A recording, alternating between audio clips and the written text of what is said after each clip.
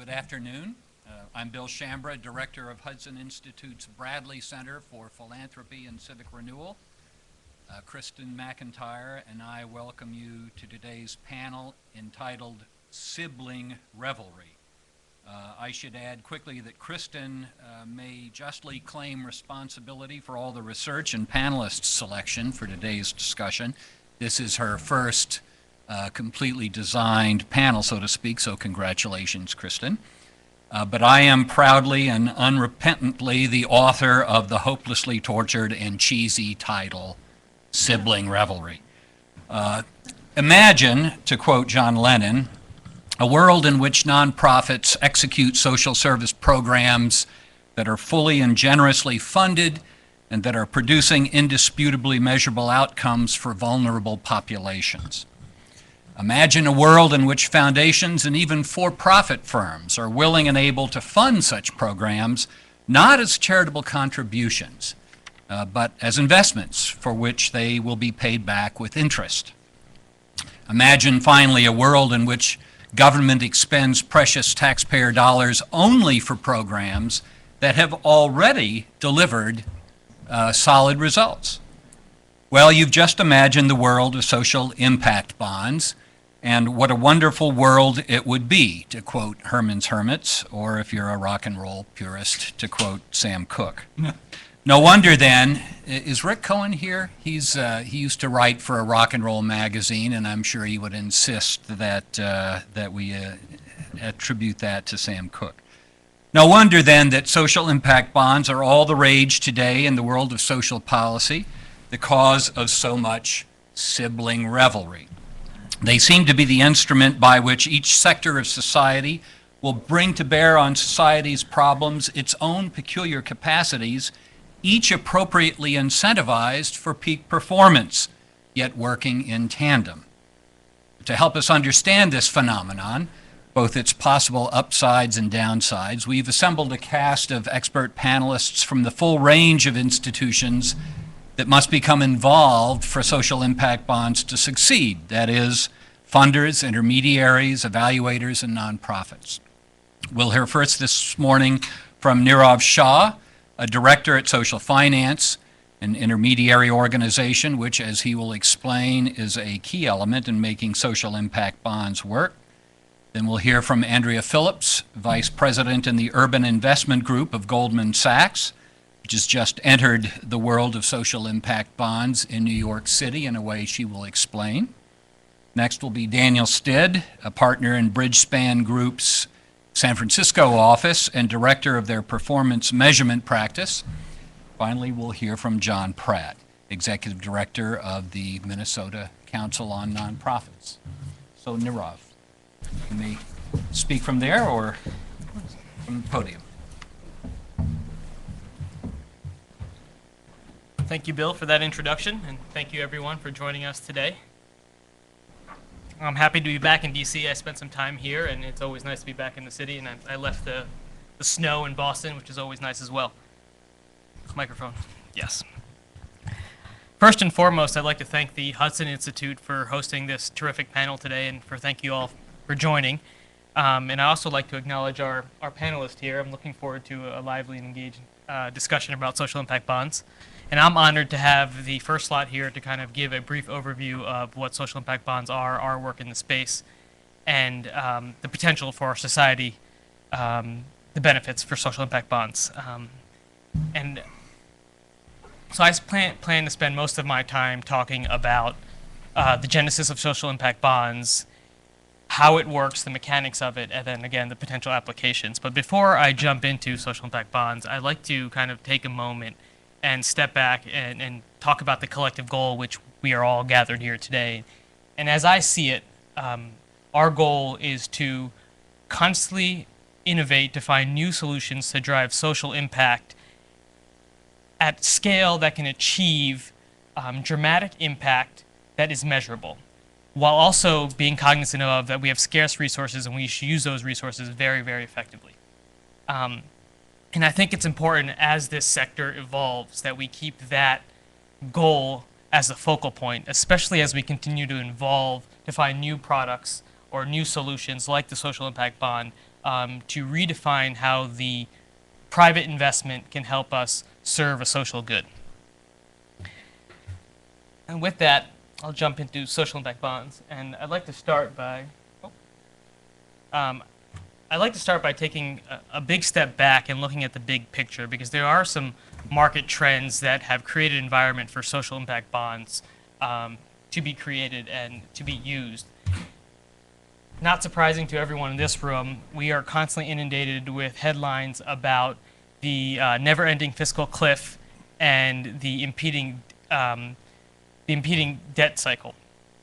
And we all understand that there's a new reality we live in, a new fiscal reality that is, where budgets are getting tighter by the day. There are tough budget cuts that need to be made at the federal, state, and local level. And the crux of this budget problem is that we, as a society, spend a lot of money on emergency remediation programs, and we don't funnel funding to upstream prevention programs. And what that does is that we're spending money at the tail end. Let's take incarceration, for example, and the state of the correction system here in the United States. We spend $60 billion annually on corrections. That's up from $10 billion in 1980. There are approximately 6 million individuals that are in the incarceration system here in the United States. That accounts for 25% of the global inmate population. Now, it's not as simple as that we have more criminals here in the United States. It's that the system is actually broken here, where we have Band-Aid solutions that focus on putting individuals in prison and not focusing on remediation to make sure they don't get back into the prison system. Another big market indicator is that we do have proven solutions out there. There's been a big trend for moving towards evidence-based and data collection for nonprofit providers. And we know what works, whether it be re-entry systems, permanent supportive housing for homelessness. There's a lot of data that says the program that works. What's missing is the funding to scale these interventions. And there's a lot of service providers that are effective, that have proven track records, but again, don't have that funding. They don't have a long stream, reliable funding to scale their programs for underserved populations. And the last market trend that I think really sets the stage for social impact bonds is the emergence of the impact investing space generally. Over the last 5 years, there's a large source of capital that's available now to funnel into social service programs. And we as a society and individual organizations need to learn how to harness that funding, so not only to drive impact, but to think about sustainability of that source of funding so it's available for generations to come. So what is a social impact bond? At its very premise, the social impact bond is an innovative public-private nonprofit partnership that raises investment capital to funnel into prevention programs and bring them to scale. And I'll take a moment and pause here for a second, because there's a lot of momentum, as Bill mentioned, around social impact bonds, but there's also some confusion. And one of the big ones is, understandably, is the social impact bond a bond? And technically, it's not a bond. Generally, bonds have a fixed return payment, whereas a social impact bond, the returns are contingent upon performance and outcomes. So that's a misnomer that's out in the market a lot, and we get a lot of questions around, well, this is a bond. Well, it's technically not a bond. It's more of a hybrid tool that has some debt-like qualities and also some equity-like qualities. Let me see. And now, how did the social impact bond come to be about? And I think the best way to do this is using Popeye, which some of you might have heard his story through the New York Times. So the first social impact bond was created in Peterborough in the UK by our sister organization, Social Finance. And Popeye kind of symbolizes why this type of funding is necessary. Popeye, and this is not the fictional cartoon character I'm talking about, it's the individual here on the right. He's 59 years old. Over his life, he's cycled in and out of the prison system to the streets. He started drinking when he was 13. He was homeless when he was 16. And it's a pretty grim cycle. So he spends his time on the street drinking and panhandling to survive, gets himself into a little bit of trouble, goes into the prison system. Upon leaving the prison system, he has no resources, nowhere he can go. So where does he end up? Back on the streets. And this cycle just repeats itself and compounds itself, actually. And this is not sustainable at the individual level or at a society level when you think about our resource utilization. Popeye has a heart condition, and it goes unattended until he gets to the emergency room. And as everyone knows, the emergency room is not the best way to use our medical dollars. It's in primary care. And so in 2010, luckily things changed for Popeye.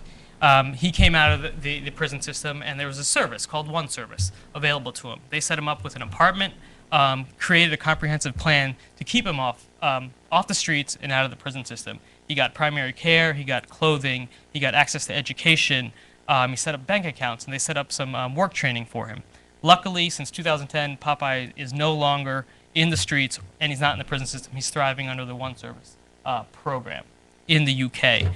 And when you step back and look at One Service, it's not something new. There are plenty of re-entry services out in our society, whether it be in the UK or the United States. What's innovative about this is the way it's being funded, and that's through social impact bonds. So maybe let me now step in a little bit about some of the mechanics of social impact bonds. Again, at the core, social impact bonds raises capital from private investors, funnel them to prevention programs to bring them to scale. The service provider who is executing on the intervention, if they meet certain outcomes which result in government savings, the government then uses a portion of those savings and pays that out to investors. The investors only get paid, and the outcomes are determined by independent evaluator. So that's someone that's outside the entity coming in and evaluating the program based on the predefined outcomes. To kind of put a rubber stamp saying, yes, this program succeeded, let's pay out the investors from a portion of the government's returns.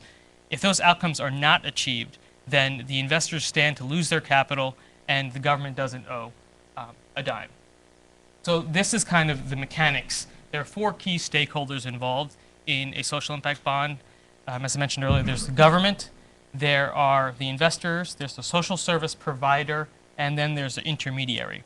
And as everyone in this room knows, those 4 entities necessarily don't always play in the same sandbox. And the goal of a social impact bond is to align the incentives so that we can come together and bring funding to necessary services to advance services for underserved population. So I can kind of walk through an example of how this would work. And so as an intermediary, such as social finance, we kind of sit in the middle of these 3 different stakeholders, and our job is to identify issues that we think work well with social impact bond financing. And that is, there's a social good that's measurable, and there are savings and value created to the government.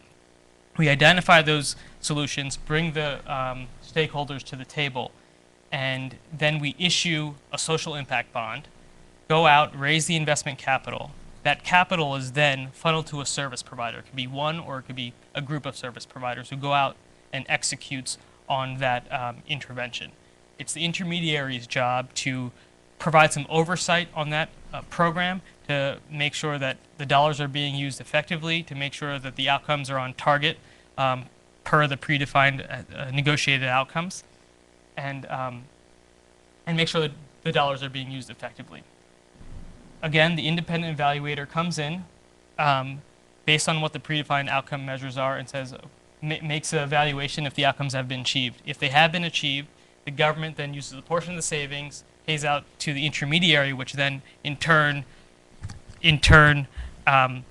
pays out the investors their principal plus a modest rate of return. And again, that rate of return is calibrated based on the savings that the government is realizing or the value created. And so that's how the mechanism of social impact bonds work.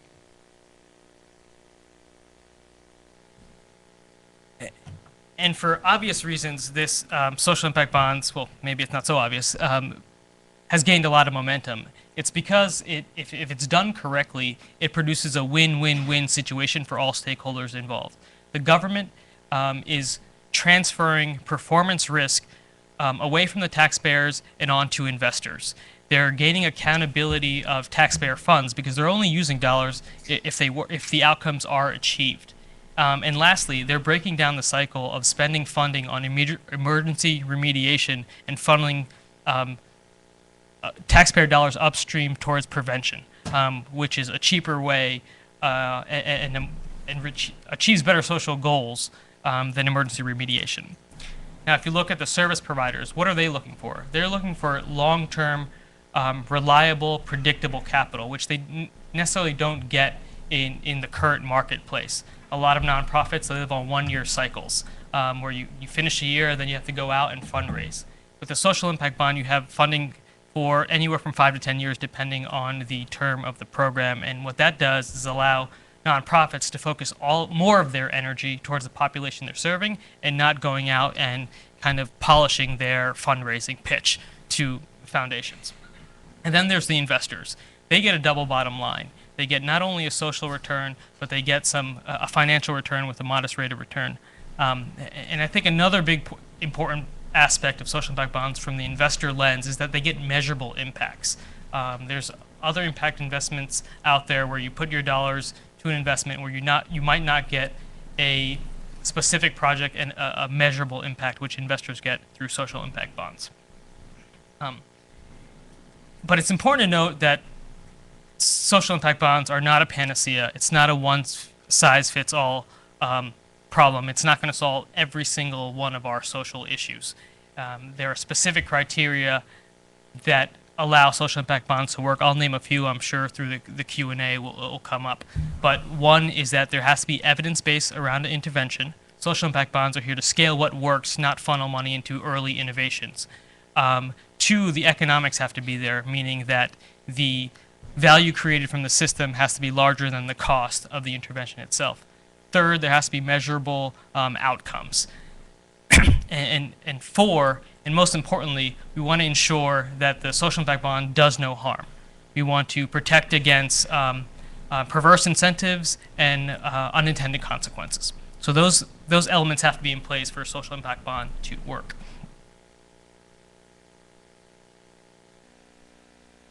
So what are we working on?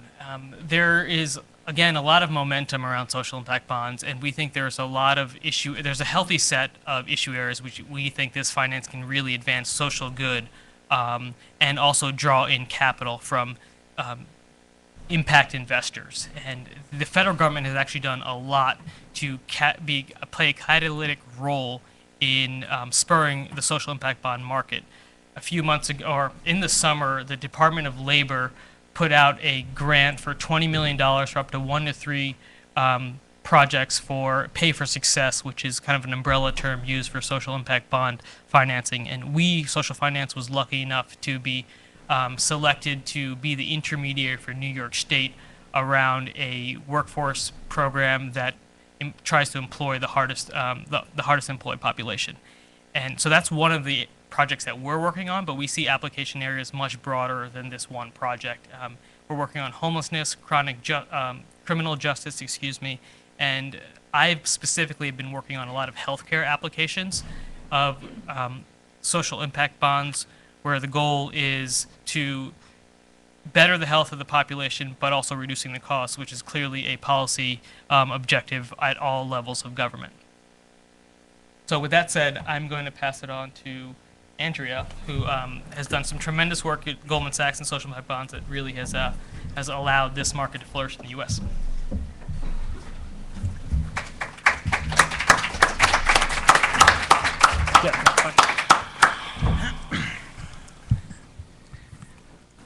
Thank you so much, Nirav, and thank you to the Hudson Institute for having us all here today. It's really, really exciting. And as Nirav said, Goldman Sachs has I'm not sure if we've dipped our toe in the water or dove in head first into social impact bonds, but it's certainly an area that we are pleased to have done our initial investment in the Rikers Island intervention, which is what I'm going to talk about today, and are really interested in seeing the potential of this type of financial instrument. So I also want to particularly thank Nirav for the not a bond description, because I feel like I spend a lot of time describing what I now call social impact not a bonds, which, as you can imagine, has not caught on. And in fact, when we were getting ready to announce the Rikers investment, I worked very hard with our communications team when they were working with New York City Hall's press office around doing the press release, and I got them all to write in social impact loan. And as you can imagine, in the final edit, it all went back to bond. And I said to my communications people, I said, aren't you going to go back to them and tell them it has to be a social impact loan, because that's really more what it is? And they were like, yeah, no, we're not doing that. Social impact bond will play better in the press. So we're stuck with a term that doesn't really work. The one thing I would add to the not a bond disclaimer is, I think one of the challenges is, or there are two additional challenges that using the term bond brings with it. One is that when people think about bonds, they think about something that's tradable and that there's a market for. And there really isn't a market for these, so they're really illiquid investments, and that's an important thing to think about. I also think a very important thing is that when a municipality, if New York City were to issue this as a bond, you would have this sort of full faith and credit of New York City behind it, that you were sort of their guarantee of repayment. And in fact, as Nirav pointed out, the repayment on these is really based on performance, and so there's a lot more risk. And so when we think about return, municipal bonds are not a good benchmark, right? Because it's a very different amount of risk. And so for that reason, I think that not a bond is a better description, but I have a feeling I have lost that battle for good.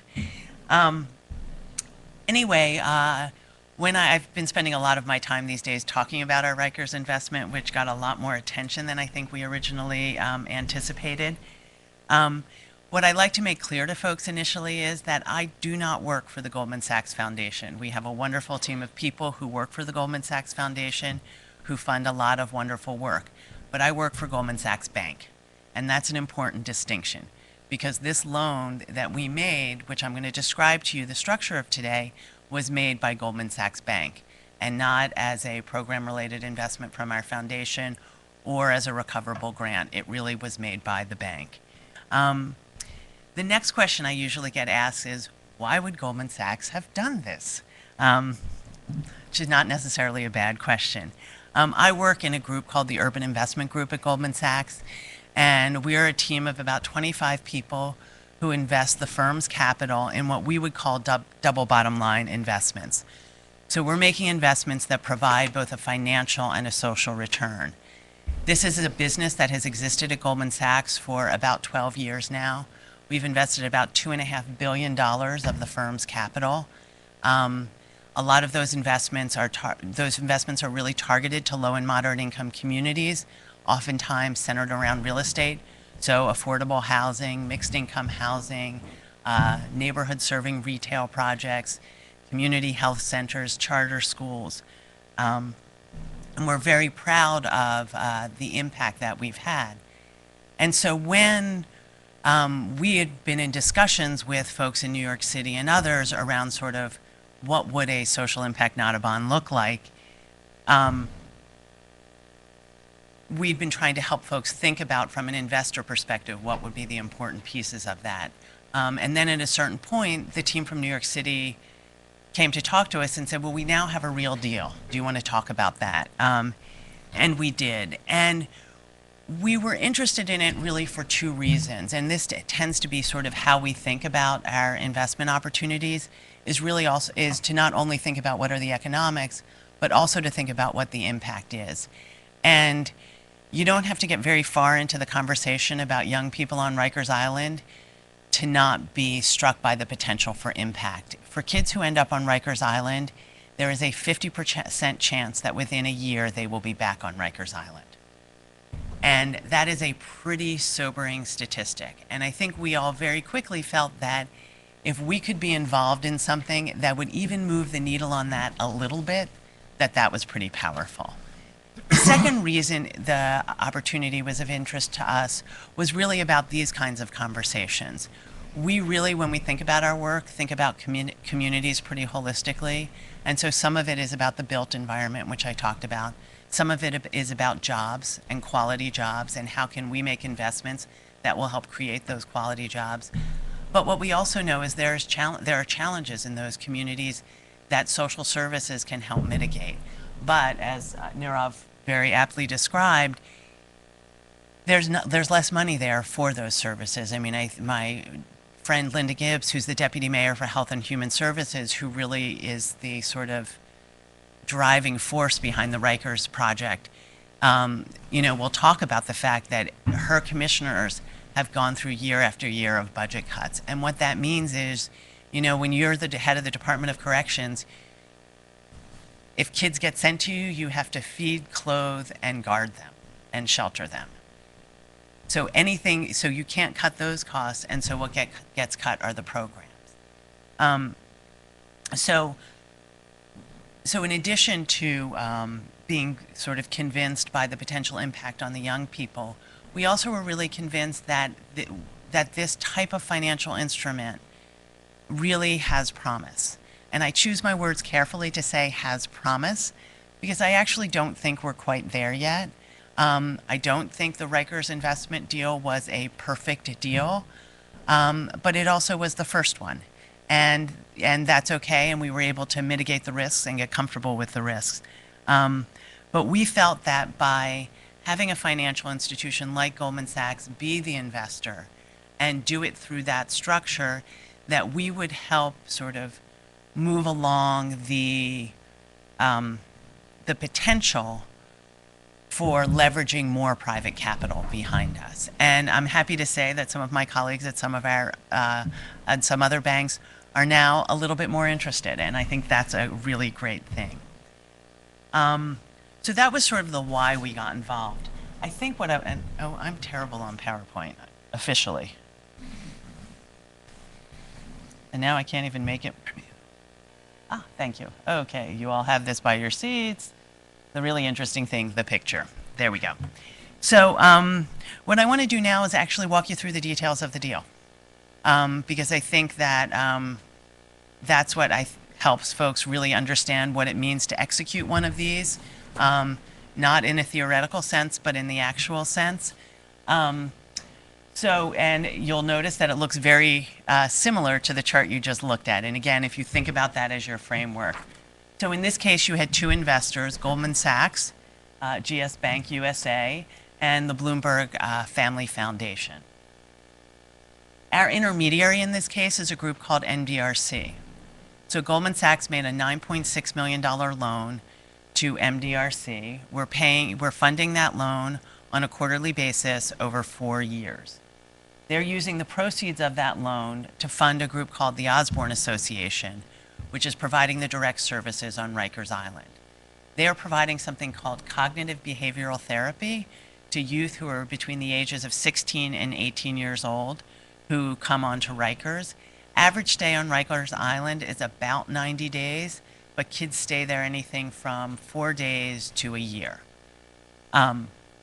Cognitive behavioral therapy, there's a very hefty body of literature on it, but really what it is it's teaching kids some skills around conflict resolution, anger management, and things like that. And so they use a structured curriculum. It's incorporated into the school day and is mandatory for all the kids who enter into Rikers at this point. MDRC, in addition to having a loan agreement with Goldman Sachs and a grant agreement with Bloomberg Family Foundation, is under contract with New York City. And New York City will pay them based on the evaluation that's conducted by the Vera Institute of Justice, which will look at decreases in recidivism amongst the population that has received the CBT curriculum, cognitive behavioral therapy. The final payment is made after 5 years, even though the initiative is only 4 years. It's a 5-year payment because that's when the city will have realized sufficient cost savings to be able to repay. At the same time that Goldman Sachs is funding our loan, the Bloomberg Family Foundation is basically funding a guarantee fund that sits with MDRC. At no time does Goldman Sachs not have any money at risk. The foundation doesn't fund ahead of us, and so at year 3, we will have funded $7.2 million, and they will have funded $6.6 million. So there's always some Goldman Sachs money at risk. To the extent that the initiative is successful, and we believe that it will be, Goldman Sachs will be repaid with a modest return. When we think about the return, it's similar to our other types of community development lending. What I will say is those types of community development lending have a bit of a longer track record, but we were willing to make it work. And what will happen with the $7.2 million is those funds will stay at MDRC and then be used, they be used to seed other types of social impact programming. And so that's how we see the sort of sustainability in this. Another big question I always get is, well, isn't this easy to do because you have a billionaire mayor who can fund a $7.2 million guarantee fund? And yes, it made it a little bit easier. What I will say is there are things about the structure of this transaction that made a pretty significant guarantee fund necessary for the deal to work, given the risk. First and foremost, this is the first one of these that has ever been done in the US market and ever done with a financial institution. And just that sort of total execution risk is very hard to mitigate without some kind of backstop on the losses. There are other things about the transaction that also make it more risky in that the repayments to MDRC that then lead to the repayment of the loan are structured in such a way that if recidivism is decreased by 8.4%, there's no payment by the city. If it's decreased by 8.5%, there's a payment of $4.8 million. And it continues in a bit of a step function. Most investments have smoother returns unless it's more like private equity. In those cases, however, you typically have an unlimited upside. So it's very hard to have a binary repayment structure and a capped upside. And the way we were able to mitigate some of that was through the guarantee fund. What I will also say about the guarantee is there is a long history of guarantees to spur things that will have a positive social impact. First and foremost, if a small business wants a loan from any commercial bank, that bank can go to the SBA and access a 75% guarantee on that loan. Again, the government thinks it's important to get capital to small businesses. I would agree with them on that point. It's important for creating jobs. And in order to spur that, because the government knows that loans to small businesses are typically riskier, they provide a 75% backstop.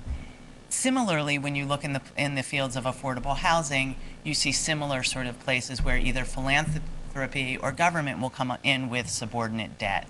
And so I think those kinds of structures are things we're going to continue to see with these social impact bonds.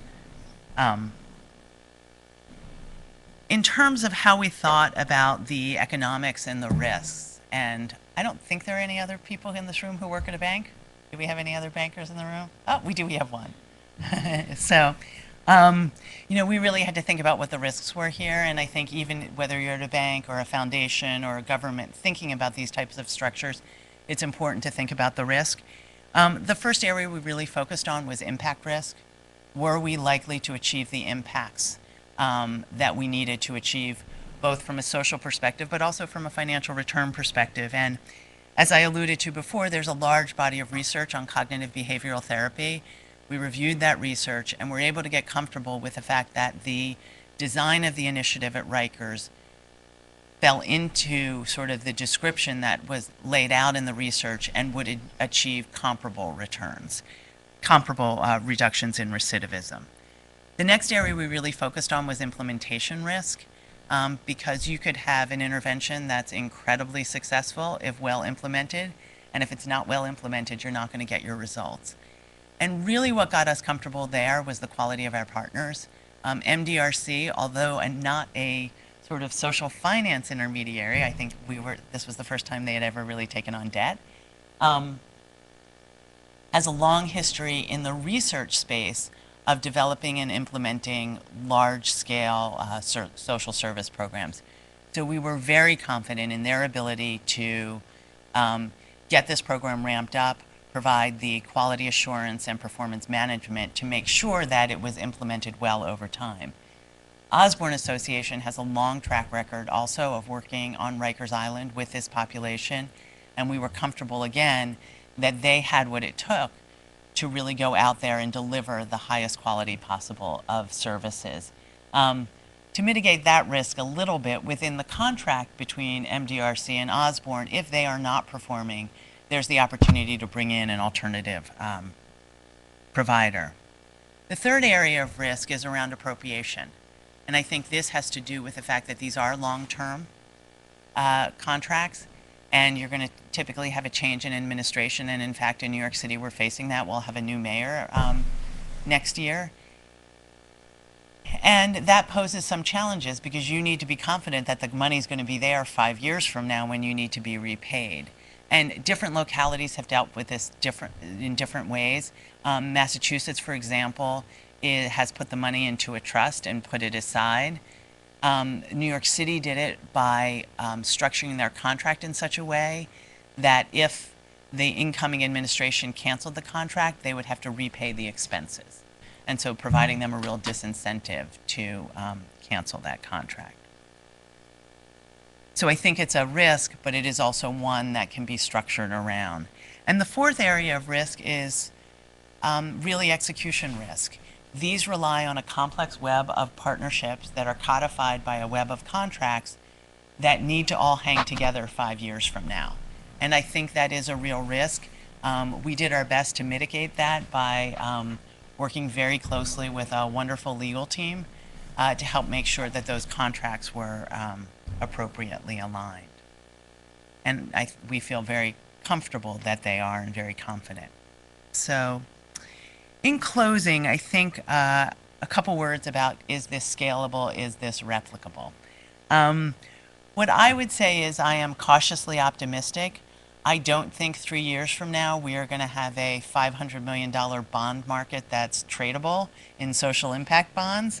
But I do think 5 years from now, there will be a sort of healthy marketplace where financial institutions like Goldman Sachs are providing the capital for these types of initiatives. And it will be a growing market and a scaling market. I think right now, 10 million is probably a good size for one of these deals. I hope 5 years from now, they're $100 million.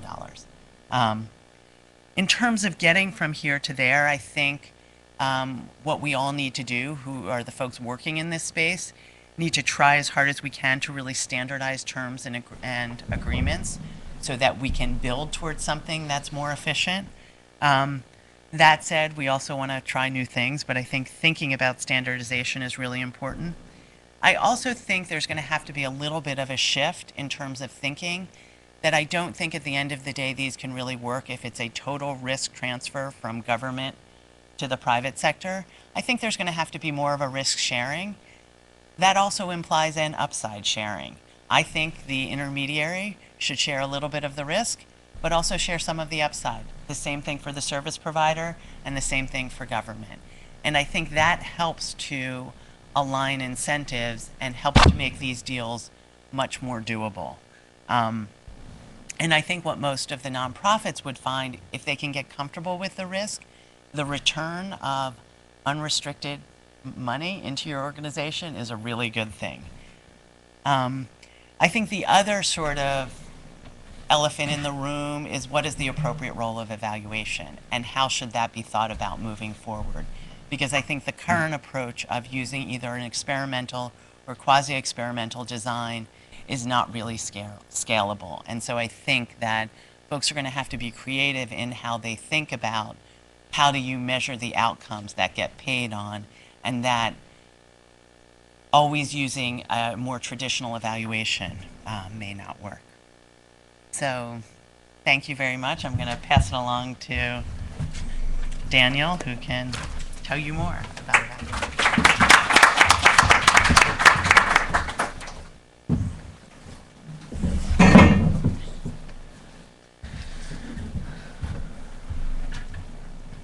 Thank you. It's great to be here. Appreciate Kristen and Bill the invitation. And it's also great to be, I'm just learning things as I hear people talk. So it's great to participate. I'm with the Bridgespan Group. We're a nonprofit organization that is focused on alleviating the challenges. And I'm realizing for some folks over here, I can't quite see you, so I'll try and come over here a little bit. We work on trying to achieve breakthrough solutions for disadvantaged families and communities across the U.S., and we also have a small global practice. The perspective I'm sharing with you today is based on work we've done with a number of leading nonprofits that have developed and are implementing evidence-based practices. I want to come back and talk a little bit about what that means with philanthropists that have been looking to identify these providers and programs and fund them. And then also state and local government agencies primarily that are seeking to do business with them to effectively outsource their human service delivery to them. So that's the perspective. Can folks in the back hear me okay? I just want to make sure that, okay. So, so it's kind of steeped in this mix. I will say everything that I'm about to tell you, we're still in the process of sorting out. So these are kind of emergent and provisional views. Would welcome questions or reactions if you're seeing things, seeing things differently. So I'm going to organize what I have to say to you in 5 observations, just to structure this. The first observation is that the system we use for funding and delivering human services in this country is broken at a fundamental level, and it's going to change. And underneath that, 2 or 3 aspects of the situation I call to your attention. One is our society at all levels of government and philanthropy are funding and underwriting a lot of programs and providers that are well-intentioned and well-meaning, but aren't making a significant impact on vulnerable populations. I think as we start to think about the reduced funding that we'll have available, certainly in the public sector, as our commitments to pensioners and Social Security recipients and Medicare recipients increases with the demographic shifts we're undergoing, there's just going to be less and less money to spend. And another aspect of this situation is we are now starting to see emerge a subset of programs or providers that actually are delivering truly differentiated results cost effectively, whether it's high quality home visitation for first-time mothers in difficult circumstances, whether it's different therapeutic interventions for kids caught up in the child welfare system. We're starting to have line of sight into what's actually working and what makes a difference and what really does warrant a deeper investment. And so I think this brings us to a crossroads that we're at now, which is if we go down one way, we will basically give all these programs and providers a haircut. You know, as government retrenches, everyone takes a bit of a hit. And I think the tragedy there is that the emerging subset of programs and providers that truly are giving the taxpayer more bang for the buck are going to take a haircut alongside everyone else, and that differentiated capacity that allows them to implement these programs with fidelity and with impact is going to be eroded. So that's one pathway that we could see occurring. I think another pathway would be that more and more we make a series of intentional choices. We revisit some programs that were well-intentioned when they were started, some providers that are great organizations, but that actually aren't making a substantive difference for the families and communities they're serving, and repurpose that money to support those that are. And I think that's really the choice we're increasingly coming to grips with. I think the question is, will we recognize it and will we actually make it? So this leads me to my second observation, which I think social impact bonds are a mechanism that could help us make a better choice at that path.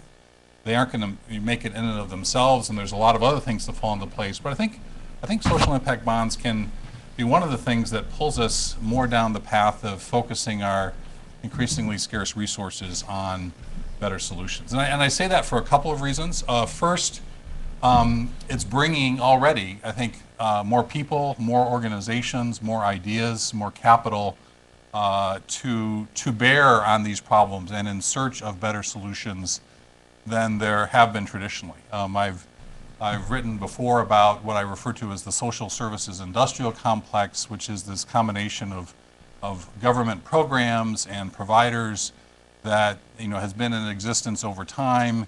Again, well-meaning, well-intentioned, but is not really making fundamental differences in the society that we need to make with these resources. And suddenly we've got a fresh set of people joining up with us, and I think that's a good thing. I think a second and more practical way in which social impact bonds can make a difference is in making it easier for government to engage in pay-for-success approaches. Now, as many of you will know, pay for success is not new, and I was teaching undergraduates political science longer than 20 years ago, 25 years ago. Then just coming into vogue was this notion of reinventing government. David Osborne and others are doing some great work. The Clinton administration, Vice President Gore, were picking up on this notion of really shifting government spending from inputs and outputs and activities to outcomes and results, which is a great thing. Now, one of the challenges is that in doing pay for success is that the work that needs to be done and the costs that need to be incurred to support young men at Rikers Island, needs to be done in year 1 or 2, and the outcomes that you're seeking might not appear for year 3 or 4 or 5, and then some of the more complex interventions beyond that. And so there's a time lag effect. And so historically, government always kind of fudged a little bit and ended up paying for some inputs and outputs just to keep the organizations whole. Now, through this financing mechanism where a third party pays for the upfront work and then is reimbursed if and when the outcome materializes, it kind of solves that fundamental time lag problem that really, I think, limited the extent to which performance-based contracting could really take hold. So those, I think, are the things that social impact bonds right away bring to the table. Which brings me to my third observation, which is government is really, in my view, the weakest link in this chain. And there are aspects of social impact bonds that really aggravate government's capacity to make pay-for-success work.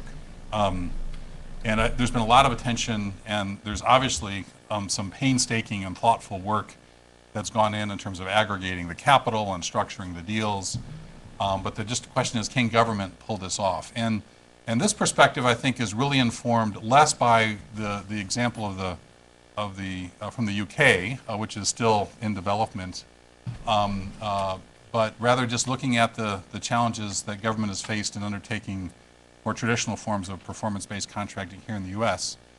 It's much harder to design and manage a performance-based contract than it is a more traditional input-output activity-based contract. Government procurement and contracting shops, maybe not in New York City or the state of Massachusetts, but as you kind of go out across the fruited republic, these are really challenged portions of government.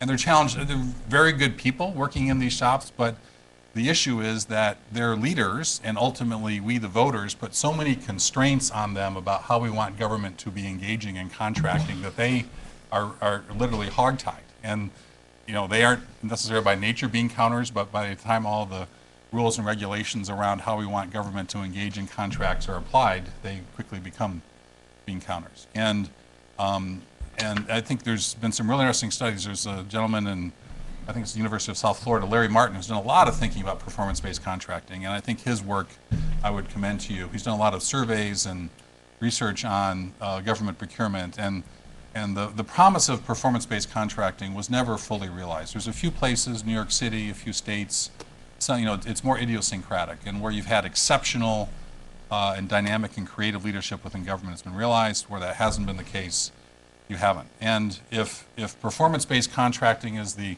procurement equivalent of a swan dive, what we're talking about here with some of the complexity is more like a double backflip with a twist. And so we're asking people to kind of suddenly up their game at a level I think is really going to be challenging. I think more on a related but different note is what I call the principal agent problem. And that when government is turning its work over to third parties, and the turning the work over, helping young men stay out of prison, looking after the chronically homeless, looking after kids in the child welfare system, that is serious work where, at one level, there's a lot of money involved, a lot of room for financial problems, irregularities, scandals. There's a lot of room for programmatic failure. And when that happens, kids are hurt, people are killed, it's bad.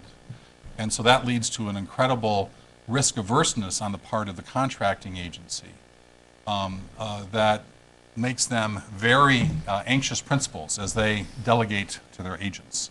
And they tend to want to micromanage what those agents are doing and to make sure those agents are checking boxes and doing the stuff that they said they would do for this money. So you have all the incentives to keep the focus on inputs and outputs. And social impact bonds really, run the risk of aggravating that, as you've seen in some of the diagrams. Now you have intermediaries, third parties, coming between the contracting agency and government and the providers that are actually consuming the resources and using them for the purposes that they were intended. And I think this makes, has the propensity to make government contracting officials more anxious.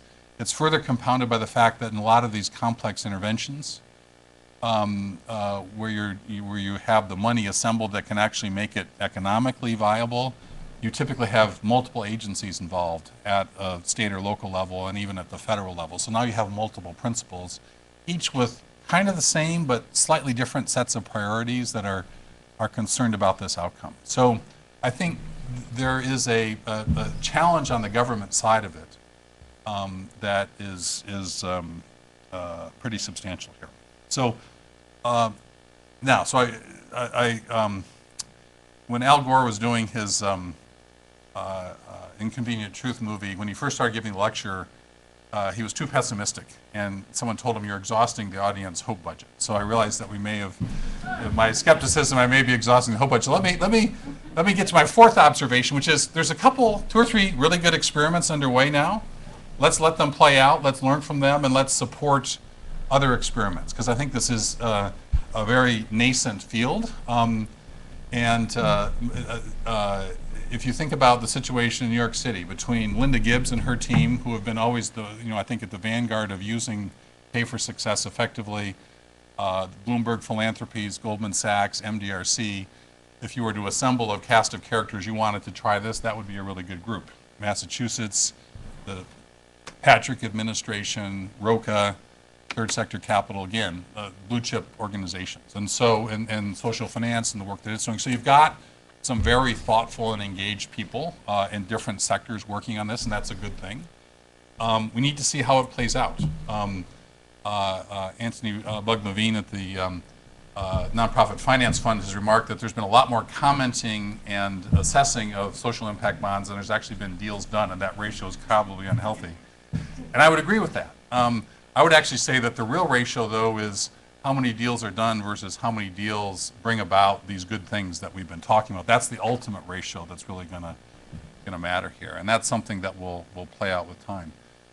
There are some things that I think can be done and that are already being done in some instances that will help increase the odds of success. One of the things is to alleviate government's principal agent problem by reducing, if not eliminating, the extent to which intermediary organizations are coming between government and the actual work.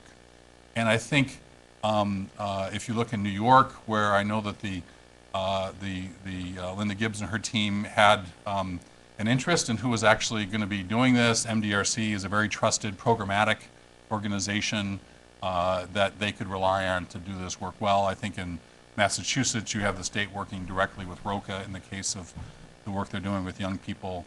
And I think, that if you look at the more elaborate conceptualizations of the social impact bond idea, as they were first articulated, you had these kind of all-powerful intermediaries that were arranging the capital and arranging the providers and the sole point of contact with government. I just think that for the vast majority of states and localities, that's not going to fly. And I think we've already seen in these existing examples streamlining and a simplification and the ongoing connection between government and the service providers that I think will simplify it. I think one thing that you may see emerge would be to almost move the intermediary out altogether and have, this would be a subset of providers that are relatively well capitalized and have a very proven intervention, have philanthropic backstopping, have existing relationships with states and localities. You could see a situation where they could go right to the officials and say, we're prepared to take on some execution risk here. We can line up our financing from our contributors, but we want some more degrees of freedom, and we want the upside if and when we deliver successfully. And I've talked with a couple of providers where this is something that they're really considering. I think it's something that this has the benefit of having the upside from success really concentrated in the organization that is delivering at a differential level. Again, you need to have larger scale, well-tested organizations with a lot of capacity to do this. There's a few out there that could do that. I think also really getting real about what we can expect from evaluation and performance measurement. And I want to just pick up on some things that Andrea said here. I co-lead Bridgespan's performance measurement practice, and the one thing I've learned in the time I've been doing this is that evaluation always takes longer, costs more, and is much less conclusive than you might think. And that's when there's not a lot at stake, right? If you have some folks in the federal agencies here, the federal government, to its credit, has commissioned several large-scale assessments of long-standing programs. And these evaluations, as almost they always do, come back with mixed results. And there's a lot of back and forth about sign-off and clearance on these evaluations, when not much is riding on it, because odds are that programs are going to be continued to be funded at the level they are. Now imagine there's an all or nothing payment hinging on the results for this evaluation. You can start to see that there's really, and you start to think about different administrations and shifting priorities.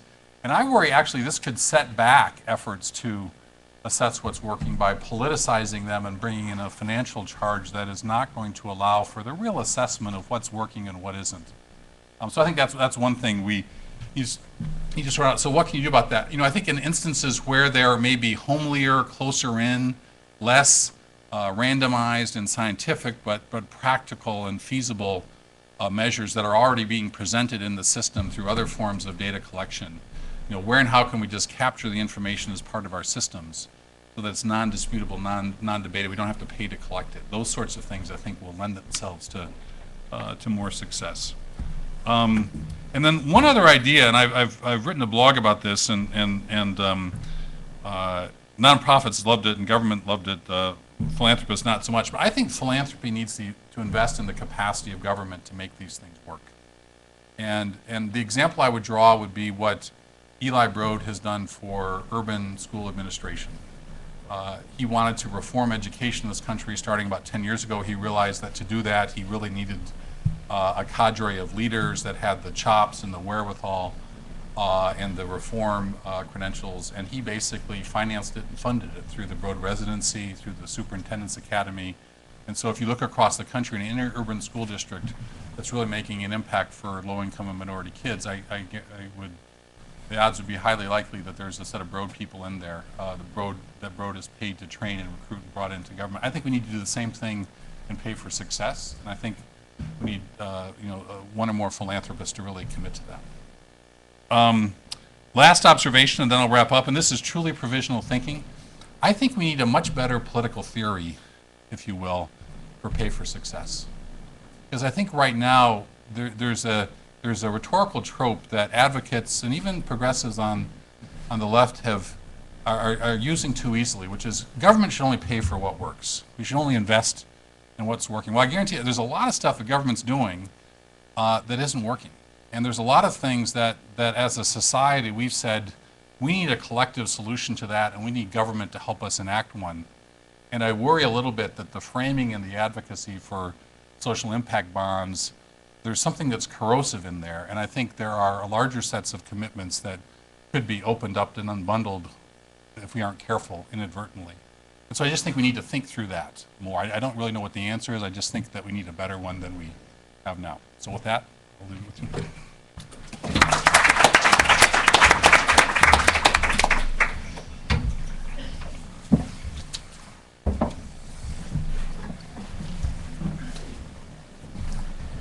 Well, thank you also to the Hudson Institute for putting on this program. And it's easy to see why this is so attractive and why it's getting so much interest is more resources and better results. And don't we all want that? We can build on the business theory of, in a way, bring in some invisible hand, drive funds to flow where there's a return on investment and greater results. It's partly a view of human nature and organizational motivation. So if you want system change, change the rewards. So if people perform best when they receive a specific award in this view, organizations are more likely to deliver when they have something at stake. Teachers in schools, for example, we've seen this, will teach more effectively when they have some sort of a system of carrots and sticks. This is seen as an opportunity by nonprofits who certainly agree, we wish we had more resources. Part of the problem we have delivering results is we don't have enough resources. Nonprofits love to see themselves as the high performers and that they're up for a challenge. And finally, nonprofits are natural scroungers, and they're always looking for new sources of funding. One of my favorite cartoons is a picture of Moses on Mount Sinai, and he's standing there with perhaps the world's most challenging mission statement. He looks up at the sky and he says, "What about funding?" And I think that's sort of our existential challenge. Nonprofits are not about money, but they need it to operate. So this is an attractive idea, sort of more resources, better results applied to society's toughest problems, where we're often dissatisfied with the current results we're getting. We wish everything from homelessness to education to kids going back to Rikers prison worked more effectively. So Daniel's argument about sort of decreased resources and the plight we have, could this help solve that problem? So, and I would concede that yes, there are different parts of the current system that aren't operating as well as we wish they did. We need to set aside our dreams of human perfectibility. So this is, we fight with the army we have, we deal with the society we have, and we believe in continual improvement. And clearly, a lot of creative energy has been put into this idea. Even before the first prisoner is sent back to Peterborough prison, there's an intense internal logic to the whole set of ideas around performance bonds.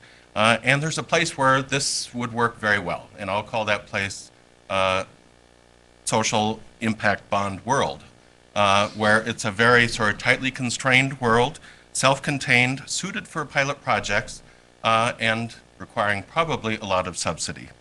There's a place for each of us in social impact bond world. So government officials are saving funds and getting better results in an intensely rational process. Human systems operate with a high degree of certainty in a predictable, controllable way. Capital is patient and public-spirited, and legislative bodies are hyper-rational and stick to their commitments. So there's a lot to think about in this world, but we would like to bring us back to sort of our day-to-day world and some of the problems we face. And to address two questions is, number one, would social impact bonds bring more money to the table? And second, would they actually deliver better results? So first, would they bring more money to the table? And I understand this is in sort of the pilot phase, and so we're experiencing the novelty effect. So it's brought a lot of us into this room and is beginning to attract foundation dollars, consultant hours, and the attention of public officials and political leaders who also like the idea of more resources and better results. I understand the underlying argument, so we can capture savings. It's cheaper to keep the kids out of Rikers than to have them go back and forth all the time. And we can create new economic activity if they're productive members of society. So the issue here, though, is that cost savings or generating economic activity is not a new idea. And in fact, in the current system of allocating resources to address social problems, This is the everyday work of legislative bodies. Last week, I heard testimony saying that for every dollar we spend on chemical dependency treatment, this saves $7 in either incarceration or medical costs or other ways. This is heard in legislative hearings all the time. And so if you look at all the parts of the budget, from chemical dependency to early education, after-school programs, English as a second language, sanitary sewer systems, often the argument is, well, let's compare. Should we do this expenditure, or and what are the consequences if we don't? So legislative bodies have this responsibility every year to consider what are the effects of either spending or not spending this money on sort of future obligations or even sort of future condition of our community. Do these expenditures in fact work? Can they be quantified? Do they generate savings? In many cases, and this is also part of the legislative process and the administrative process, is yes, they work, yes, they can be measured, yes, they generate some savings, and yes, they've already been considered and factored into the appropriation process. So as we say, well, what part of our society's resources should be spent on our common problems and issues, and what part should we leave to the citizens to have to themselves? Perhaps we can all agree that government should be as small as possible, but as large as necessary. So the question is, so what's necessary? What is it we need to do? In this legislative process, it is very common to hear the debate between prevention dollars and sort of remediation dollars afterward. And there is no shortage of advocates who appear before county and state government saying, no, actually, this child abuse prevention, this homelessness prevention, or foreclosure prevention, making the case, often when push comes to shove, the question is, well, is this a gotta do, or is this kind of a nice to do? And this is sort of the hard work legislative bodies have in allocating funds. So it's an ongoing struggle, and the legislative process is not sort of as rational as perhaps we'd like. It's a human process. So all 50 states have some kind of a social services to help people re-entering from prison and incarceration. And it makes sense. They've made this judgment. It's already factored into their legislative allocations that we believe this is in our public interest. It probably saves money at some point, and we decide we'll allocate this amount of dollars. To argue that, well, I have a new idea for a program that actually is savings on top of everything you've already done. So we'll capture those extra dollars, and then you commit to pay me those extra dollars. It can work in the pilot phase. Over time, legislative bodies tend to forget. It's in some ways, you think of all the hearings about after-school programs. What happens to kids in middle school after school? What problems can they get into? Actually, it could be in our interest to take care of them. People testify, the legislators listen to this, they allocate funds. 10 years later, there's a budget crisis, and you go, well, hate to do it, but that program is not as important as some other things that we absolutely must do. And it's a problem that we face. I don't see it necessarily being automatically solved by social impact bonds. The California passed a lottery to improve its education system. The money was dedicated to the schools in California about 25 years ago. Since then, California schools have been on a constant decline in funding and resources, and probably in quality. The earmarking of funds and sort of the carving up of budgets and saying, well, I have a dedicated fund for this particular purpose. It's certainly, the argument is there, and people try to do it all the time. The net effect, actually, is sort of the slicing and dicing, and I worry about sort of creating all these small, little, micro-dedicated streams of funding, then that sort of have evaded some of the legislative process, which is somewhat more public than the contracts or the terms of the contracts. There's a second major issue here, which is, well, what actually occurs with the better results? What occurs when we create this rational system that will sort of create these set of incentives? And what's the sort of the actual innovation? So the innovation here, actually, I think everything that's been described, all the services would be provided in the same way as other social services are already provided. So there's nothing in the way Popeye was served or what Rikers, what the organization Osborne is doing that's different than what other service providers or counselors are doing. The innovation is not actually a delivery model. What was different in this case is the instrument and introducing a new set of intermediaries. So the transaction itself adds some costs, and it's bringing together the financing with the reward system and giving government decision makers a language to use. Partly maybe the argument is the public's discouraged and they feel like they're not getting their bang for the buck. And this will give public officials a stronger case that, well, we're going to bring business know-how to the case. And I would say that, again, in pilot projects and sort of taking advantage of the novelty effect, and it probably requires subsidy on the front end. It's interesting, the Rockefeller Foundation is the major investor in the Peterborough prison example. In England, the foundation funding was required in the New York case.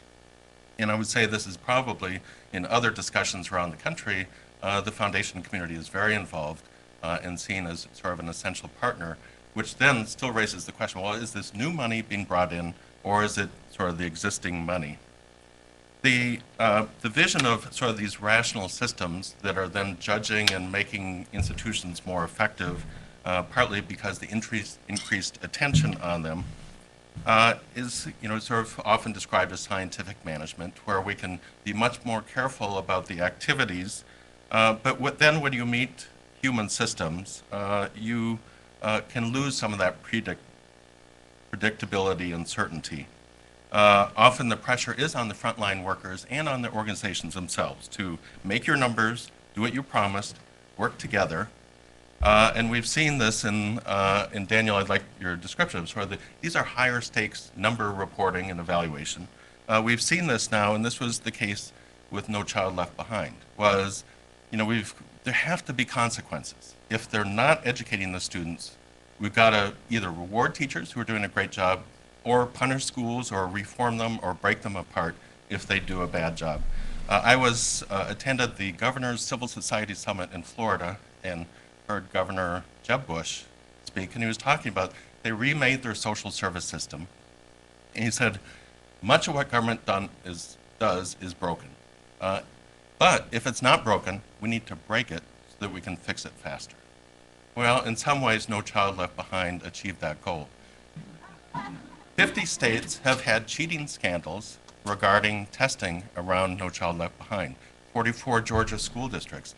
In El Paso, Texas, the superintendent has been sent to prison because they were expelling children who would do poorly on the tests. The SEEDCO in New York City was sort of got some publicity they never would have wanted for reporting 1,250 people who got jobs that didn't actually get jobs through SEEDCO's work. Police department in New York City, a lot of this is about tracking numbers, reporting them.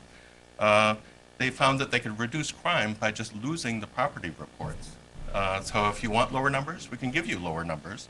If you think of Ferris Bueller's Day Off, if you remember the scene where the Principal Rooney is in his office and he's calling the mother and he's saying, Ferris has been absent 4 days in school. He's looking at the computer. Suddenly the number goes from 4 to 3 to 2 to 1 absence. We create incentives to sort of change these numbers in intense pressure. And it turns out there's a name for it, Campbell's Law, which is the more any quantitative social indicator is used for social decision making, the more subject it will be to corruption pressures, and the more apt it will be to distort and corrupt the social processes it is intended to monitor. So we have an effect on the system, unintended, certainly, but it does have an effect on the results that are reported. And certainly those are abusive cases. No one wants that. That's an unintended consequence. But it's an example of the kind of pressure that's put on systems. And that pressure can help change the relationship between service provider and the person receiving the service. It's interesting, one of the major proponents in Minnesota of sort of these pay-for-performance systems is Can I just get my glass of water?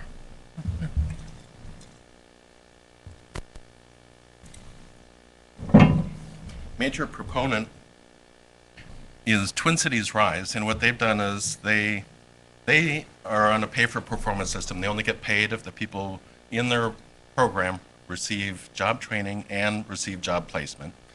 So each participant signs a contract. I agree to stay in the program. I agree to attend all the sessions. I agree to sort of follow the instructions of my job coach. And if I drop out, I agree to repay the cost of the program. The organization, so the idea is consequences have to be on both sides. So organization doesn't get paid. Well, this individual needs to understand how important this is. So the natural next step is they're told, if you drop out, we will sue you to get the money back, and we'll trash your credit rating. One of their participants, who also is a client of legal services, received the lawsuit, and they had dropped out because they found a job on their own, which they really liked. But that meant that the organization itself didn't get credit for the service. So the organization is under this incredible pressure, and then they have to put pressure on their participants as well. And so I think the danger is that we're changing sort of the set of relationships with these service providers, where often we rely on long-term trusting relationships. I think it's, and actually a great other sort of display of this has been in the state of Florida, which has gone through a huge transformation, marketizing their whole social services system. Joe Soss has written a great book, Regulating the Poor, that looks at this, and it really has decreased the reliability and sort of the cohesion of this set of services. We do have an imperfect set of services that absolutely can be improved, but I'm afraid the social impact bonds, we don't want to oversell this as sort of a cure-all. So where are we today? I would say in some ways, the social finance slide that we showed sort of on the gaining global and national momentum is an indication of interest. So it has been said several times, so we haven't actually accomplished a lot yet. We actually haven't completed a single one of these in the entire world. So we're on the early stage. It's a caution that this idea is surrounded by well-meaning, well-intentioned intermediaries, consultants, PR firms, and financiers. It could be described so far as 95% inspiration and 5% perspiration. So I would say we need a moratorium on promotion to allow the experiments to progress. Each of us has a duty not to mislead the public and not to oversell our results, and to be open to alternatives. So it's hard to think of a concept that's been promoted more than social impact bonds based on actually no results yet. So other than that, I think it's a noble experiment, and I can't wait to see how it turns out. And finally, let me say, it's just too easy for us to talk about the future with no consequences or accountability for the speakers here. So I would like to challenge each of my fellow panelists, Andrea, Nirav, and Daniel, for each of us to take 1/2 of the speaker's fee for today and put it into a performance bond, only to be paid out if our remarks still make sense 10 years from now. So in the year 2023, to be judged by the always impartial, independent, and incomparable William Shambra. Thank you. You getting paid for this? You getting paid for this? No. But they don't know that. William Shambra, who did not provide speakers' fees. I should quickly add, for those of you who now have visions of getting rich off this scheme of speaking at the Bradley panels, that it won't happen, unfortunately. As ever, I want to just stir the pot for a second, and we have got a half an hour for Q&A. But going to a point that Andrea made, and this is just a question that keeps coming back to me whenever I hear about this. You know, judging from the chart, right, we have a proven therapy that works for returning, people coming out of the adjudication system, cognitive, behavioral. What is simply to prevent government from saying, hey, we've got a proven system that works. We have measurable outcomes, apparently, for this approach. Following John's logic, which is indeed what, as he points out, what the legislatures always hear. You know, a dollar spent with this program will save us $7 over the next 10 years. You know, and to which my question is always, you know, if we're saving ourselves so much money, how come we're so broke? But that's another problem. So why is this system better than just, you know, government saying, hey, this program works, let's just do it at Rikers? I think that's a very valid question. I would say Linda Gibbs is the best person to answer it, but I'm going to try and give the answer she gave to it, or I've heard her give to it. Yeah. I think the point is, if government had the money, they would. The role of the investor in this is basically monetizing something that's going to happen in the future so that we can do something today. And so I can make them a loan, and keep in mind what we're talking about is a pretty simple financial structure. At its core, it's a 5-year loan where interest is accrued, full payment including interest at maturity with a variable rate based not on LIBOR but on impact, right? At its core, that's what it is. I think you're making an important point, which is there are two pieces of this. One is government deciding how they want to fund things, which is, do we want to do a pay-for-success performance-based contract? So that's one level of decision-making. And then the question becomes, who then finances that if you want to do that? I, in a prior life, actually managed large-scale performance-based contracts. As a nonprofit organization, we self-finance those. We didn't go to the capital markets to finance those. In this case, the partners involved were not, the city didn't have the money up front or wasn't willing to put resources towards this up front, and they needed external financing to provide the cost of operation. So I guess my follow-up question then would be following John's, I mean, granted everyone signs contracts and so everyone is legally obligated. So the city doesn't have the money now, but following John's logic, we're depending on the city to pay down the line, right? At some point it's saying, oh, well, we don't have the money now, but we'll have it in the future, so let's go ahead and sign this contract. That sounds, I mean, that's what government does a lot of, right? Right. And with variable results. So, you know, how does one deal with that consequence? And either Andrea or Nirav or Daniel, I mean, you've... Yeah, I think the difference is there, as John aptly mentioned, that legislatures, it's their job to allocate resources and put money into funding that produces savings. The problem becomes that a lot of times they put money into programs that theoretically will produce savings, but never retroactively go back and see if those savings were produced. And a lot of times, funding is based on historical precedent and not necessarily outcomes that programs can produce. And so a lot of times you have funding for programs that don't have the impact and don't realize those savings in the long run. And I think the innovation here is that this forces the government and all of us to put some analysis behind, was this program successful? Did it achieve the result it was intended to do? And if it does, there's government savings attached to it. That can be the source of repayment. What I would also say here, and to be a little bit provocative, I don't even think there has to be necessarily concrete savings. I could be the government, and again, this is, you know, the way we think about our role is we're a source of capital, right? I didn't go to Linda Gibbs and say, Linda, I'm deeply concerned about kids on Rikers Island. That's her job. The people of New York City have elected Mayor Michael Bloomberg. He has chosen a team of people that help him set his local priorities. That's what they do. They come to us and we can provide financing, whether it's for affordable housing, the services on Rikers Island, but we are responding to what they identify as the priorities.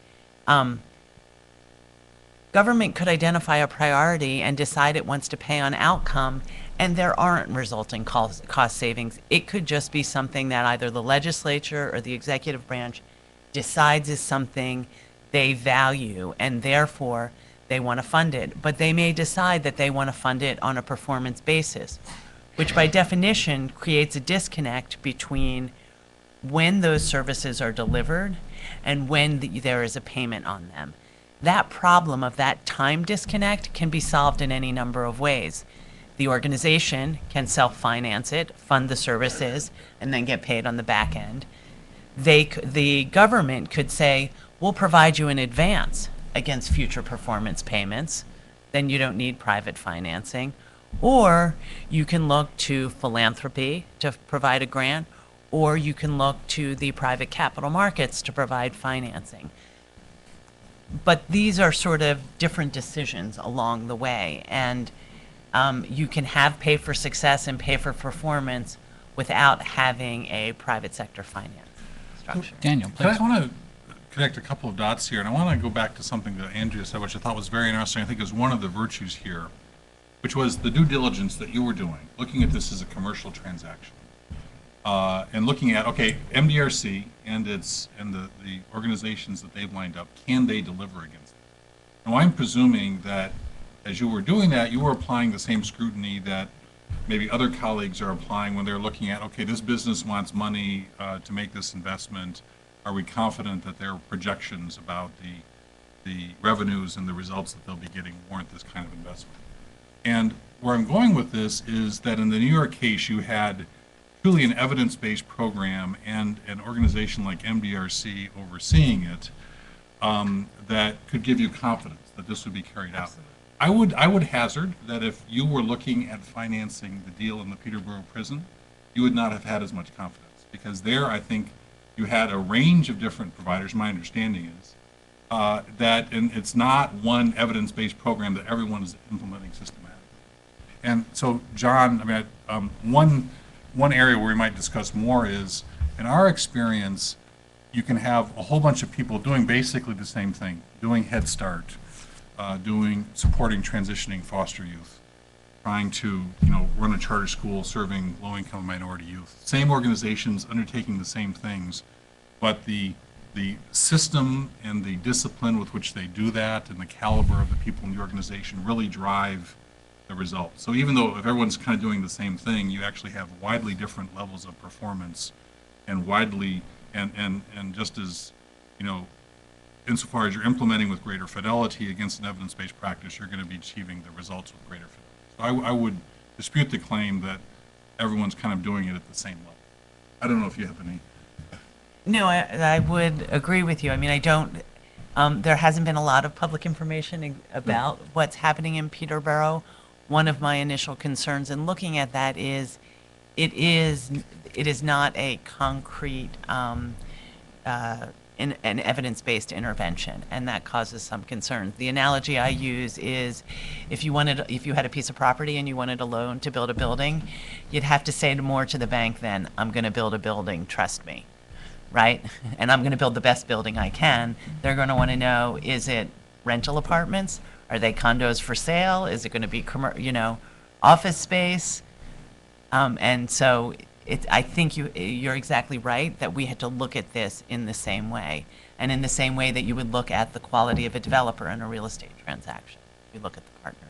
I think it's important when talking about Peterborough, it's definitely a slightly different model where it's not a national program. Think of Housing First and homelessness, where it's being executed throughout the state here. But Peterborough is another example where social impact bonds could drive a little bit more value, albeit putting more risk on the investor side. The program is taking different evidence-based practices and stringing them together to create a continuum of support that is necessary for people leaving the prison system to get back on their feet. Now, so that having a continuum of services and support can get better outcomes than we have been getting through one-off siloed programs. Albeit there is a greater risk for the investor because there's no history to prove that. But at the same time, the UK market for impact investing is slightly different and maybe not completely analogous to the market here in the United States. And so there might be differences there, but you can see the product being able to add a lot of value over time through that stringing together of services. Absolutely, I would agree.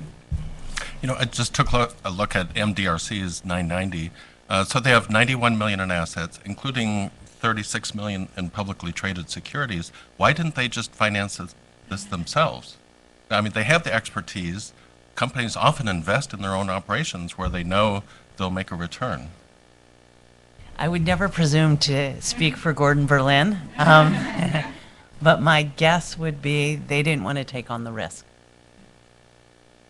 And that's okay. Let's go to our audience. We have a microphone here, and if you could, why don't we start in the front? If we can ask a question, right? No lengthy statements, and please identify yourself and your institution, and also speak very directly into the microphone. You have to hold it quite close. My name is Denise Byrne, and I'm one of the founders of Friends of New Orleans. So I have two questions. One is for Nirav.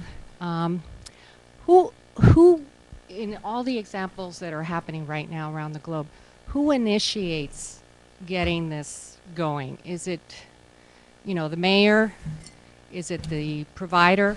And do you have to have an actual very successful, innovative model in that locale where you want to actually get this going?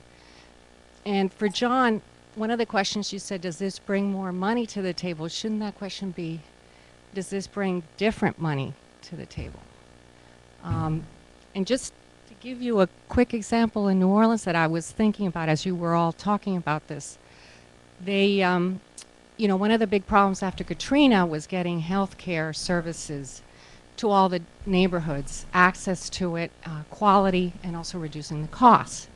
Tulane came up with a model of neighborhood clinics, which has been very successful. But the city still struggles on how can we get more of those services out there. So, I'd love to hear how some of these other examples of SIBs got going. Thanks for the question.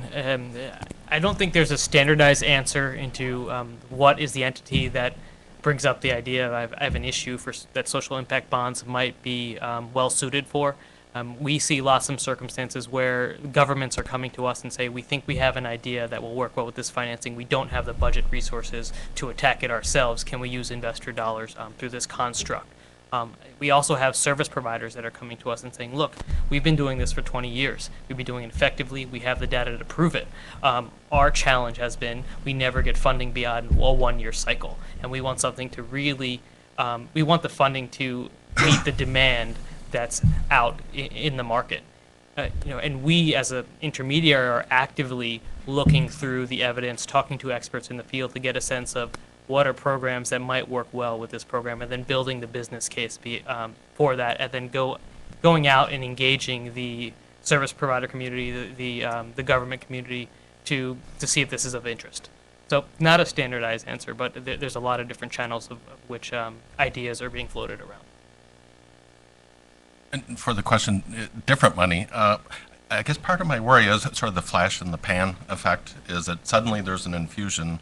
Does it become reliable over the long run? And looking at the post-Katrina experience, philanthropy jumped in big time for 2 to 3 years. And many of the organizations have been cutting back and are actually in some ways in a very tough position right now in New Orleans. The other thing, and this goes to Daniel's point, which I thought was quite interesting, the notion of needing a new political theory of this, and also John's notion of the unintended consequences. As you point out, Daniel, the mantra is pay only for success, right? Is this device inadvertently going to divert money that is sort of traditional charitable dollars, right? Possibly given in what nonprofits regard as sensible ways, i.e. long-term, general operating support kinds of grants. Are the foundation program officers going to now say, hey, this is terrific, let's encourage this trend instead? We know we can sell it to our board members. They're always beating us up about paper, about only having successful grants, right? So let's now encourage this. And are you going to be taking money, right, which, are you going to be diverting money from sort of traditional philanthropic pursuits into this area and, calling it new money, so to speak? I do, again, for the panel, and I think that's a serious challenge, is that it's sort of that different money problem is actually there could be winners and losers. So those that can argue and those perhaps whose causes are most measurable will do the best. And there's another issue, which is sort of the last, the conductor for the last stop in the train, is your organization provides a service that, say, keeps kids out of Rikers, but their family is receiving services from 6 different organizations or entities or city entities, all of which are important and depend. But if you're the one who gets the credit for the one thing, so the last stop in the train, you collect the fare. Is much of the nonprofit world and the social service world is a multi-hub, decentralized network where no single organization has exclusive jurisdiction over a single client. So they're, by definition, there are multi-factors at work, and trying to measure and get down to that single factor that made the difference and then reward that single factor is almost an impossibility. yeah, you're off. Cannibalization of foundation funding is something that we talk about a lot. Clearly, we don't want to be shifting resources from philanthropies that are already spending money on homelessness, now spending money on homelessness through social impact bonds. That's not the ideal. But I think we ought to balance that with the understanding that we are very, very early in talking about social impact. There's 2 out there in the world, and as John mentioned, they haven't gone through yet. And there's an understanding in order to build this market that we will need help, and that philanthropy can really play a role in this. And I think the goal is, over the long term, and if that's a 5 or 10-year horizon, it's difficult to predict, is to get new capital in the space, and that is getting investments from Goldman Sachs, from other commercial institutional investors that are willing to put their money into social programs. But that is an evolution. What I would also add to that is I think that in the conversations that are going on, I think we're all pretty clear that this is not the solution for everything. And I think that goes on the plus side of the scale, that is being said. And I think you're absolutely right. If you take this to the extreme, we're in trouble. Because there are certain things that government should fund and philanthropy that should fund that will never save money, may not change anything, but it's the right thing to do, and we should keep doing them. Good. Yes, let's go over to this gentleman against the wall, if you could. Again, name, institution, and speak directly into the microphone. Hi there, my name is Chris Bullivant. I was a director of a think tank called the Centre for Social Justice in London. We did a fair bit of work with social finance. I'm now here in DC with Food for the Hungry, an international development NGO. So I wanted to applaud the work that Goldman Sachs have been doing with social finance.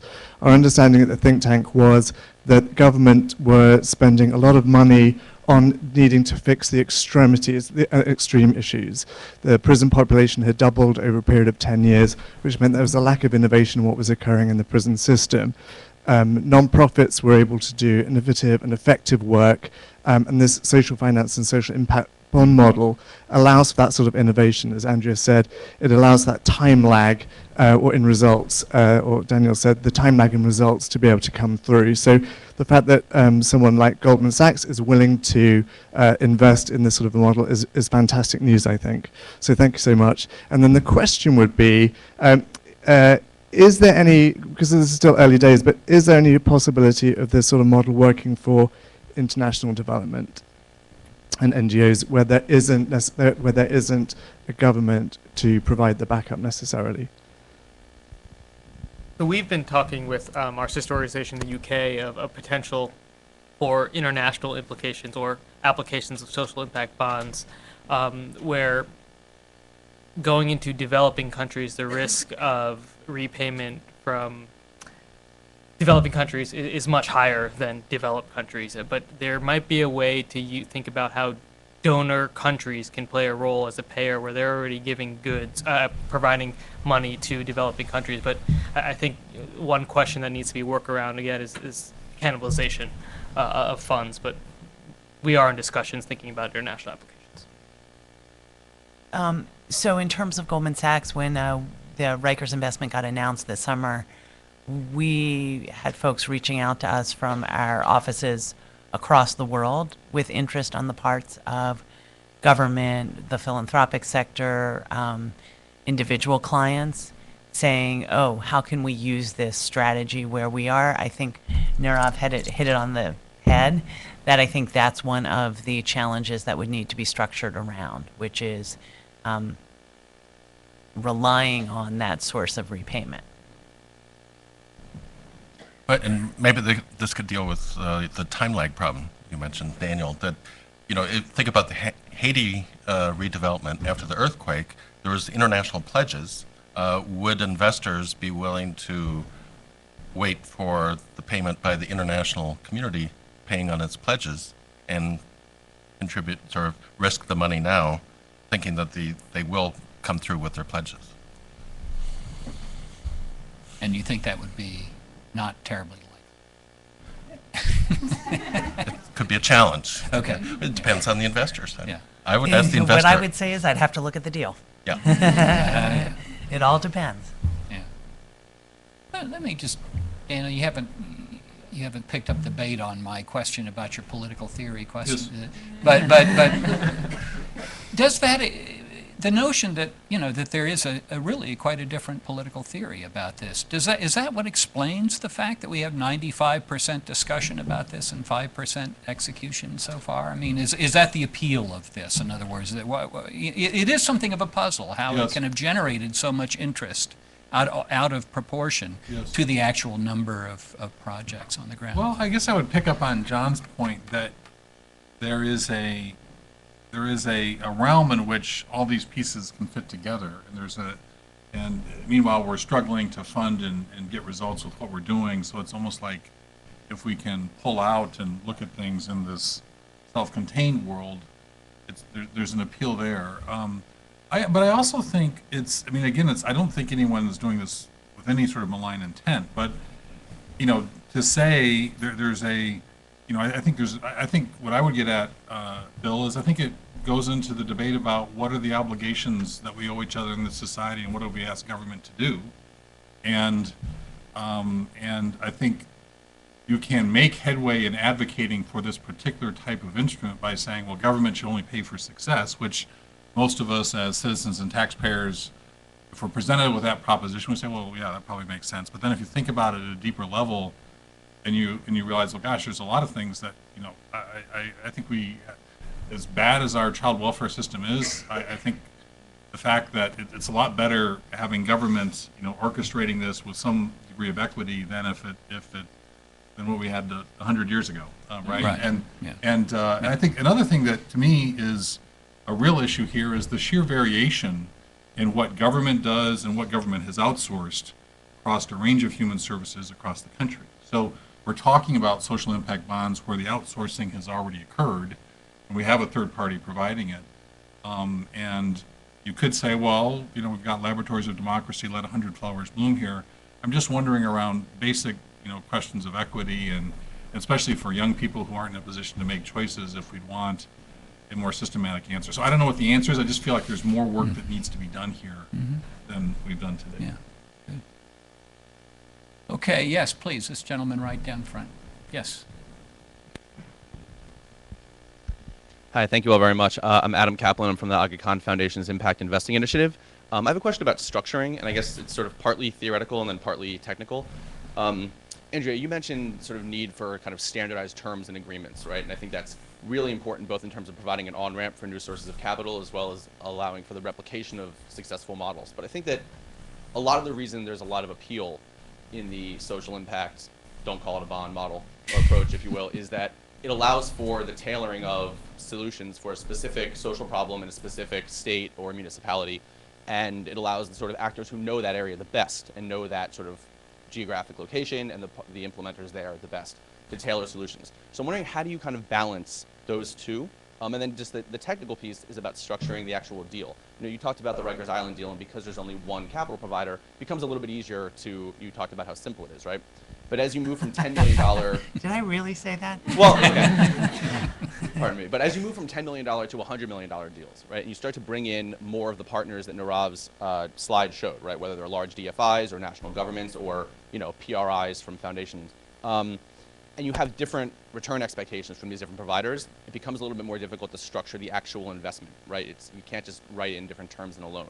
So I'm wondering, how do you actually make space on the term sheet for different types of investors once this does start to scale?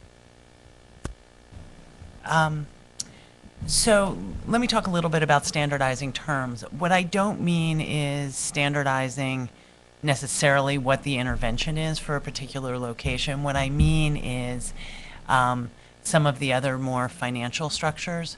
So, you know, when we had to write the loan agreement, draft a loan agreement for this loan, you know, we were sort of starting from scratch. The hope would be that can be a model for the next time and you decrease your legal costs. And so I think the idea is to just not look at everything de novo. Now, the truth is, currently, folks are thinking about these differently. We thought about it as debt. I know other folks are thinking about it as equity. As much as I think we need to sort of let a thousand flowers bloom, I do think if this is going to scale and get to a $100 million deal, we do need to come to some agreement about sort of basic terms and structures and how to think about returns. Because what I would say from an investor perspective, the binary all or nothing repayment is not scalable. End of. I think it will be very hard to make those work. So I think that's more what I mean, is some more standardized thinking about that in sort of the financial terms. In terms of your very good question about how to scale it, we're in fact looking at another investment opportunity right now where we're going to sell participations to a couple of other banks. Again, because these are so new and you end up with so many players at the table, even if it's the simple model that we did, to add for investors is going to stall the process. Because what I will tell you from sort of a Goldman Sachs perspective, we have our standard language for commercial loan agreements. If Chase was sitting there, they have their standard language. We then have to agree on, you'd never get through the process. And so our feeling moving forward in the near term is the most effective way to do that is to have a lead investor and then sell participations. And that's a way to do that a little bit more efficiently, but then also bring in new capital providers. Because I think this is a case where we're hoping to bring other folks in. I think moving down the road, sort of in a world 5 years from now where there's really a track record, you could see you could see a place where somebody might originate $100 million and then sell off. Or you would create a syndicate from the start that would go in on it.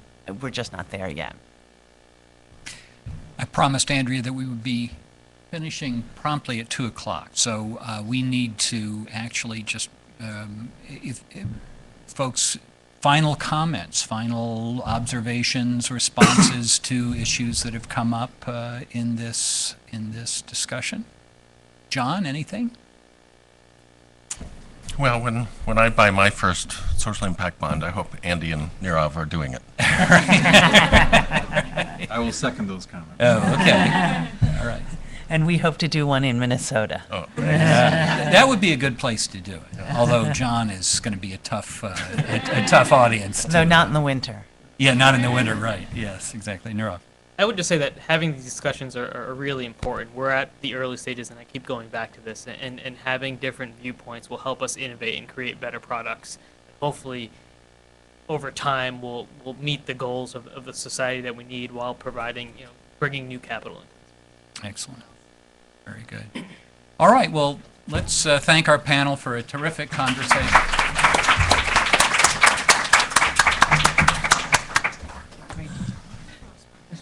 We appreciated your remarks. What about the, so often I we don't know if I'm actually being in overlook the South role of the Carolina legislature working in on a society. I nursing thought you were very, Yes, very if you wouldn't good. mind. And I Nursing know leave. Hi there. we've been talking about the Yes, asthma. sure.